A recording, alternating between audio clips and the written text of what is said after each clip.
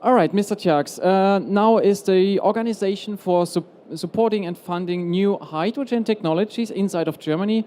How does now international cooperation fit to this focus on Germany? Well, you might know that one of the biggest challenge for hydrogen is to scale it up and to increase actually the demand for hydrogen so that we can have business models for large scale applications.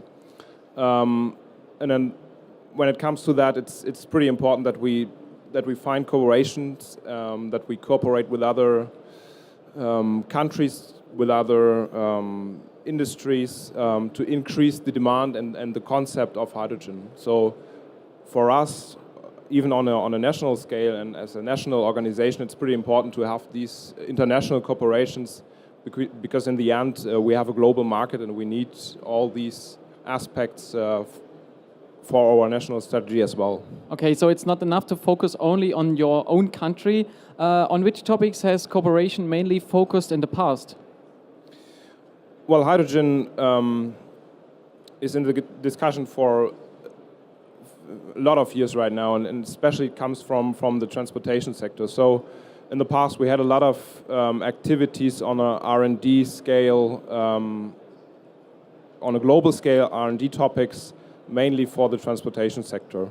So that's where we come from. The NOW was founded for the National Innovation Program, which was dedicated for mobile applications, and that where we had the first cooperations to international companies, actually.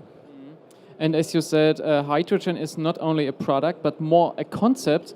What are the international interests in hydrogen right now? Well, actually, that's pretty interesting because it's very different for different countries, actually. So, of course, for Germany, one of the main motivations behind hydrogen, of course, is the reduction of CO2, the CO2 emission reduction. But when you have a closer look around the world, it really depends on the boundary conditions, on specific interests of the countries. So, it's for other countries, it's not only about CO2 reduction, it's about the technology itself, so to sell technology or to sell resources which we need for the technology. A pretty interesting thing what's happening right now is that countries which have a very high potential for renewable energies think about how we can sell those energies around the world. And then you will need an energy carrier for that. So even the transition from large amounts of renewable energies all around the world is a topic where hydrogen is very present right now.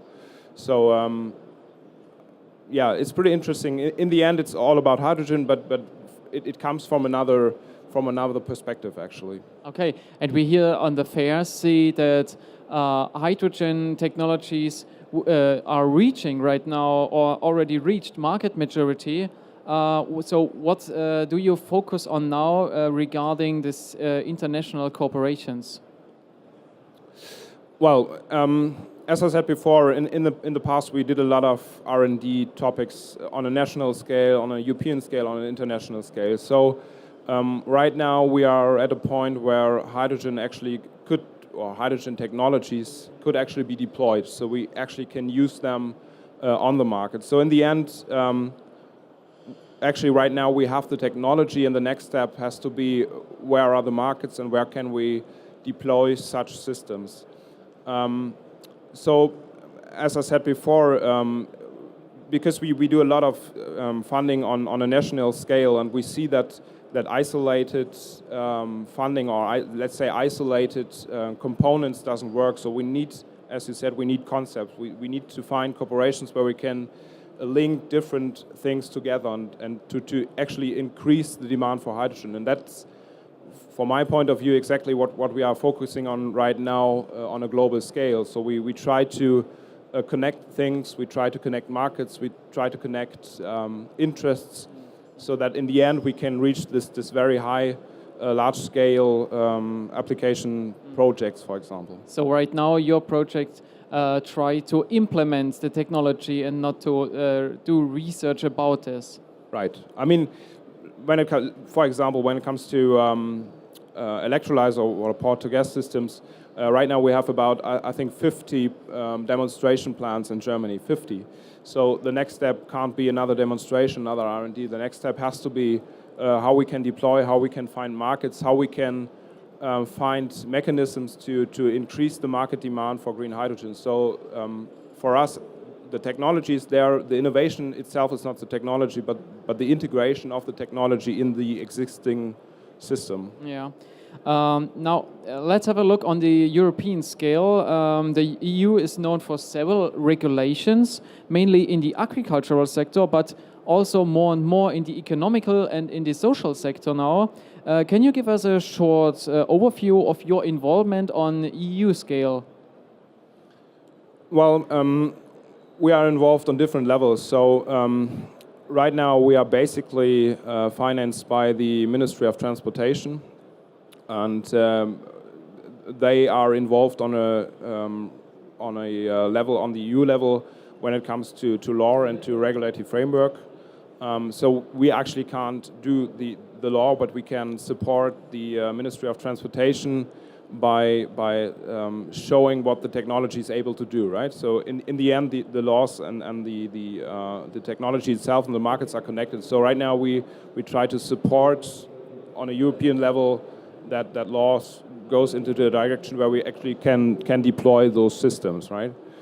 So that when it comes to the framework, for funding, we are very connected to the FCHJU, that's the European funding organization for fuel cells, and where we try to link our activities to the activities on a European scale. So because, as I said before, it's very important that we actually connect and to find cooperation. So on a European level, it's pretty important to have connected activities. And that sounds like a knowledge transfer bottom up and top down for me. In some ways it is, yeah. I mean, it's a concept, right? So a concept doesn't work on a single isolated product. It works with a lot of products and how they are connected and how the link between those products is. So, of course, in the end, there is a knowledge share, which we try to establish on not only on a European level, but actually on an international level to understand the concept and to find possibilities to contribute to that. Yeah. Last question on the European level, is there any directive or any act of legislation which is fundamental for building up this hydrogen economy? Well, there is one very important legislation which was established, I think, in the end of last year. It's the Renewable Energy Directive and the new Renewable Energy Directive, RED2. And within this directive, the directive said that you have to have a special share in your fuel mixture, which comes from synthetic fuels or from biofuels. So from renewables. Right, from renewables, and for that share, actually, it's able to you are able right now to use hydrogen as well, and not only for the fuel in the end, but for the upstream process. So if you use, for example, in a refinery, instead of fossil-based hydrogen, renewable hydrogen from electrolyzer, for example, then you can get that on the total share in the end of the fuel consumption. And for us, that would be a possibility to deploy large electrolyzer system within the industry, within refineries, actually. So the European Energy Directive now opens the door for hydrogen to bring this energy or this hydrogen in the production side of the fuels, right? That's correct, yeah. But we must be very clear that's on a European level. The next step has to be to establish this directive on a national scale, and that's the task which we have right now, to establish and to implementate this directive on a national scale so that we actually have that impact for water electrolyzers which we want to have. And this still have to be done? Yes. All right. Now let's have a look on the funding. Are there funding options for cross-border cooperation projects with, let's say, companies from several states of Europe or from several countries internationally? Well, there are possibilities for R&D topics, and in some points, so there's no general scheme where it's possible to have that, but in different programs there are possibilities included where you can actually do cooperated projects on R&D scale. As I said before, the next step has to be to enlarge the systems, to deploy large-scale systems, and for that actually there is not let's say, a very useful mechanism for funding mechanism. But right now we are, there is this Mission Innovation Challenge which was established last year for hydrogen as well. So there are different challenges, and last year there's a new one for hydrogen. And within this Mission Innovation Challenge, we try actually to establish large-scale projects with different countries. And right now it's more about, right now we have a discussion where we can do something, and the next step has to be how we can get funding for that. And how was it called? Mission Innovation Challenge? It's Mission Innovation, it's the agreement actually, and under the Mission Innovation there are innovation challenges for different topics, and the 8 ones, Innovation Challenge 8 is for hydrogen. Okay. And how do you contribute to bring this mission innovation forward? Well, Germany is for this Innovation Challenge 8. Germany, the EU, and Australia are in the co-lead for the Innovation Challenge, and we are from NOW. We are supporting that. Well, for us, actually, the point has to be I mean, mission innovation, it's more, let's say, a story, right? It's a big story which we want to tell on a global scale, and the question is how we can actually contribute with our funding models on a national scale. So we must contribute by establishing funding schemes on a national level, which we can use later on for the story of mission innovation. And within the NIP program, we actually established the Highland projects, where we have regional projects where we can show that hydrogen for the transportation sector can be deployed by the combination of different applications like buses and cars and stuff. And then later on we can actually use this story on a national level to bring it in the mission innovation in the end. Okay, so we have a lot of interested companies maybe here represented. Is it, or if yes, how is it possible for the stakeholders to participate in such international cooperation projects? Well, I mean, in the end, as you said, we are a governmental organization, so we can set up the framework. In the end, we need the industry, we need stakeholders actually to deploy in the end. So, of course, in the end, it's all about the operators and the customer. So there are different opportunities to contribute. I mean, for industry partners, we have on an international scale the Hydrogen Council, where it's possible to contribute. And all these activities, Hydrogen Council, the FCHJU, Mission Innovation, they are linked, or we are trying to link them in an information sharing platform for this Mission Innovation projects, where all these stakeholders actually can contribute, where they can share their experience with projects, so that we can actually help interested people or when people are interested in the technology, to help them for the deployment as well.